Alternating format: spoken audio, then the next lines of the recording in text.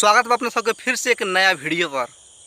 विश्व में जन कोरोना वायरस का महामारी आयल, वो महामारी एक देश से दूसर देश से तीसरा देश करत आज दुनिया के बहुत सारा देश में ई कोरोना वायरस हो गई बा।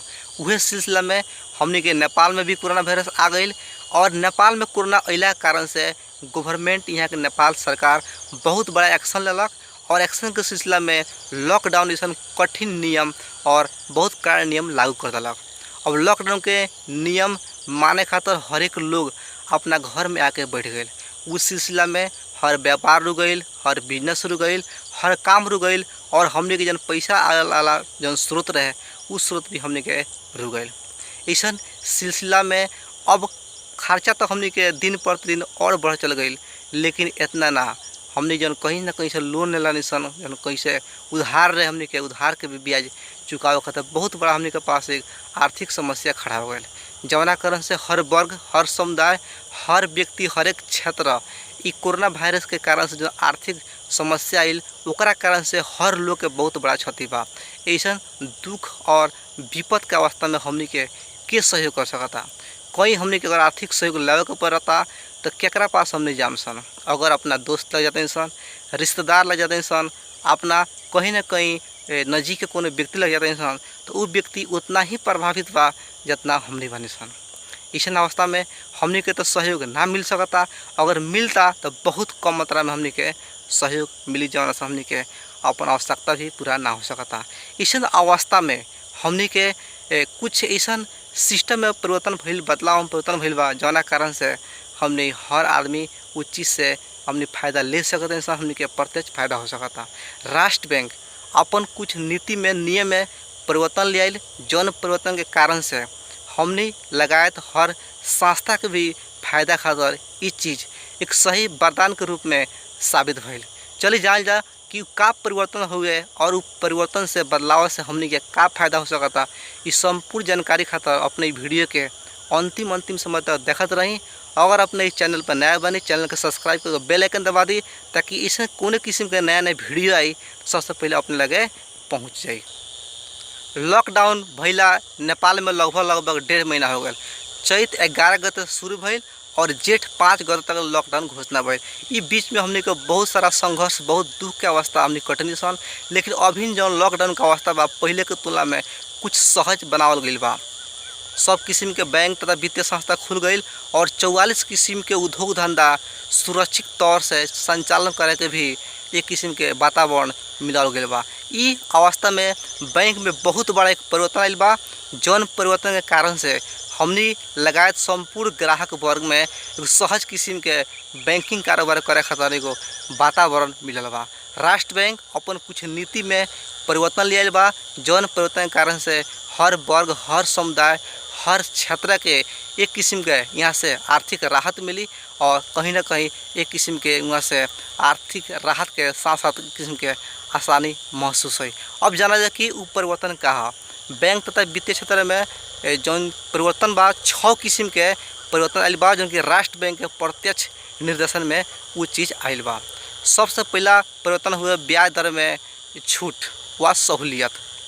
कोरोना वायरस के लेके बहुत उद्योग धंधा बंद भइल और अच्छा से ना चल सकल, जौना कारण से वहाँ के जौन कामदार बा उ लोग के जौन महीना के परिश्रमिक होला उ देवे के पड़ता और जौन उद्योग धंधा जौन कहीं ना कहीं से लेके कर्जा लेके अपन बिजनेस कैलक, वो बिजनेस के सिलसिला में ओकर जौन कर्जा बा ओकर ब्याज दर बढ़ गई। लेकिन उद्योग धंधा बंद भइला कारण से ओकर कोनो उत्पादन ना भइल और ओकर कहीं बिक्री सामान ना भइल, ओकरा कारण से आर्थिक समस्या आयल। इस समस्या के समाधान करे खातिर उ लोग व्यापारी मिल के राष्ट्र बैंक के लगे निहरा के लोग, सरकार के निहरा के लोग कि हमने ये कुछ छूट के व्यवस्था करे पड़ल।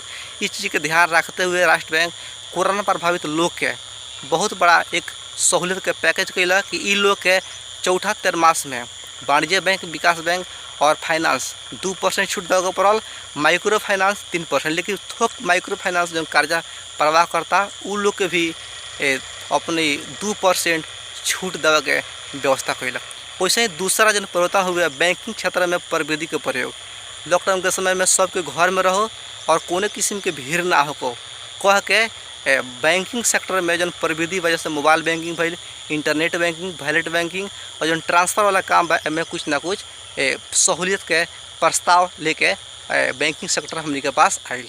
एटीएम प्रयोग करला, एटीएम करता लोग के एक बैंक एटीएम दूसरा बैंक में अगर प्रयोग करता लोग तो वो अवस्था में जो शुल्क लगाता वो शुल्क माफ़ हो गए, मिना हो गए।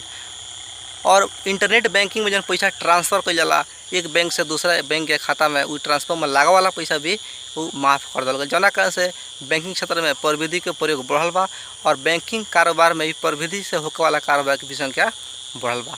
वैसे ही और तीसरा परिवर्तन जन हुए ब्याज दर में परिवर्तन। लॉकडाउन के कारण से बैंकिंग कारोबार कम होला कारण से बैंक के प्रशासनिक खर्चा चलावे खातर बैंक सब अपन ब्याज दर में परिवर्तन कैले बा।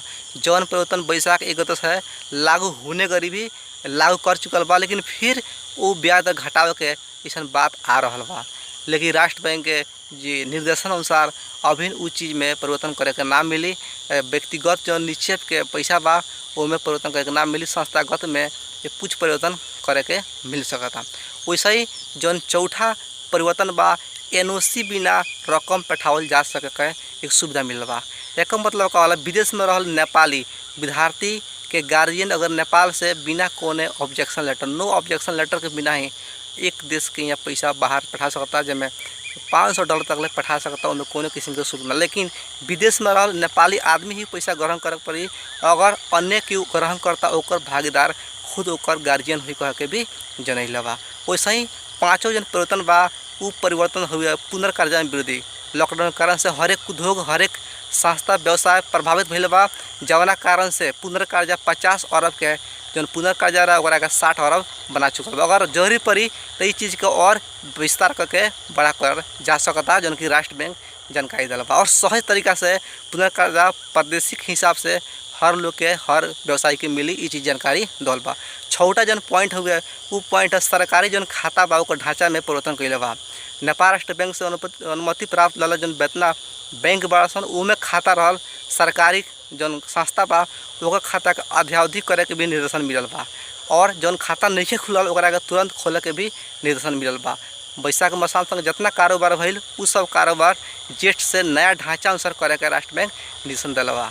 ये 6 गो जन परिवर्तन भइल कि जौन कि राष्ट्र बैंक के निर्देशन प्रत्यक्ष भइल बा, उससे हमनी के भी बहुत तरह फायदा में बानी सन। चलिए वीडियो के लास्ट तक देखनी, अंतिम देखनी। बहुत बहुत धन्यवाद।